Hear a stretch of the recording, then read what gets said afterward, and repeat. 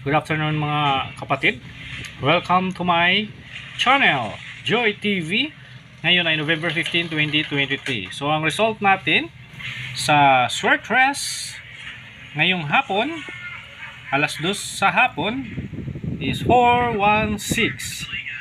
416. Congratulations sa mga nanalo, lalo na yung sa target. So ngayon alas 5 sa hapon, ang result ay 630.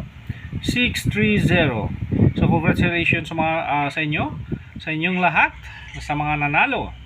So bago tayo matapos, please subscribe, share my video, Joy TV.